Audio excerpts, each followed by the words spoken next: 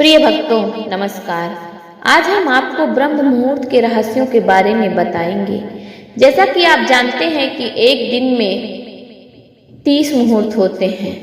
48 minute का एक मुहूर्त होता है जो बदलता रहता है और मुहूर्त के हिसाब से व्यक्ति अपना काम करता है। शुभ काम शुभ मुहूर्त में किया जाता है।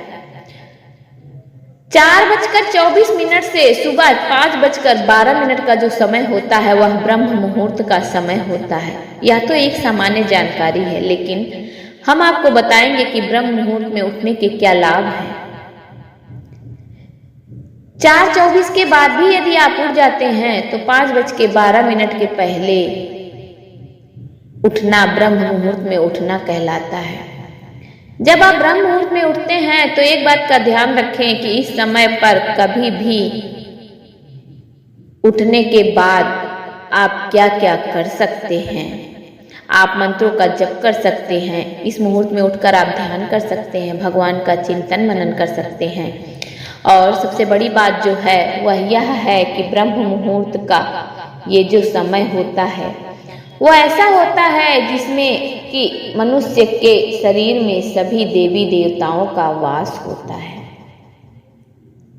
आप सभी जानते होंगे कि गौ माता में देवी देवताओं का वास होता है, लेकिन मनुष्य के अंदर भी देवी देवताओं का वास होता है।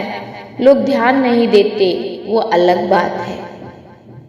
व्यक्ति के हर अंग में देवी देवताओं का वास होता है और ये जो ब्रह्म मुहूर्त का समय होता है यह वही समय होता है जब ये देवी देवता अपने मनुष्यों के शरीर में आते हैं और जागृत अवस्था में रहते हैं। जो आपके शरीर की ऊर्जा होती है, जो आपकी जीवात्मा होती है, ये उसको नियंत्रित करते हैं और एक प्रकार से उसका चक्र जो होता है उसको दोबारा शुरू करते हैं। मतलब ब्रह्म मुहूर्त में जो व्यक्ति जाग रहा होता है, सो नहीं रहा होता है, उसके शरीर की जो ऊर्जा होती है उस समय ब्रह्म मुहूर्त के समय उसका चक्र दोबारा शुरू हो जाता है अगले पूरे 24 घंटे के लिए। शरीर के सभी अंग, जो अंग आपके शरीर में हैं, वो सभी पूर्णतया काम करना शुरू कर देते हैं। आपकी धमनियां काम करना शुरू कर देती हैं। कभी कभी आपने ऐसा अनुभव किया होगा या करेंगे कि जब आप ब्रह्म मुहूर्त में उठ जाते हैं तो आपके शरीर की ऊर्जा सक्रिय होने लगती है, आपको हलचल सी महसूस होने लगती है। ब्रह्म मुहूर्त में उठने की वजह से आपकी ऊर्जा दोबारा संचालित होने लगती है। आप अपना जो भी काम ब्रह्म मुहूर्त में करते हैं वह सीधे ईश्वर तक पहुंचता है। आपको ब्रह्म मुहूर्त में उठकर ईश्वर का ध्यान करना चाहिए।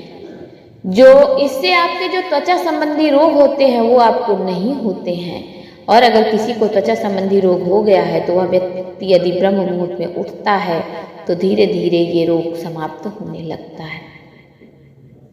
ब्रह्म मुहूर्त में उठने के बाद आपको एक काम और करना है। आपको प्रतिदिन भगवान से प्रार्थना करती है कि हे ईश्वर, मेरे जीवन को सफल बनाए, मुझे अपने से जोड़ें, मुझे ब्रह्मांडीय शक्तियों से कनेक्ट करें। आपको प्रे करना है कि ब्रह्मांड की जो सक्रिय ऊर्जा है वो मुझ में समाहित हो जाए।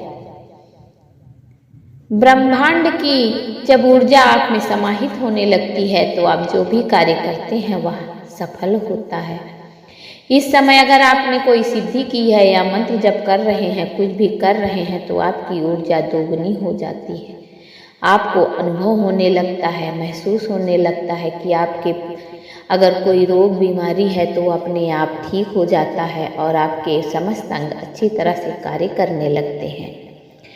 शरीर के अंदर जो विषयी तत्व होते हैं वो भी ब्रह्म मुहूर्त में उठने से खत्म हो जाते हैं। ब्रह्म मुहूर्त देवी देवताओं का समय होता है। आपको प्रतिदिन ब्रह्म मुहूर्त में उठकर अपने इष्ट देव की आराधना करनी चाहिए। चाहे आप बिस्तर पर बैठे बैठे ही या लेटे लेटे ही भगवान की आराधना करें, आपको इससे कनेक्शन मजबूत करना चाहिए। इस समय आप भगवान के मंत्रों का जाप कर सकते हैं। इस समय ब्रह्मांड का द्वार खुला हुआ होता है और आपका कनेक्शन ब्रह्मांड से सीधा बन जाता है। आपकी प्रार्थना देवी देवताओं तक सीधे पहुंचती है। इसलिए कहते हैं कि जो ब्रह्म मुहूर्त में उठता है वह व्यक्ति अपने जीवन में अवश्य ही सफल होता है।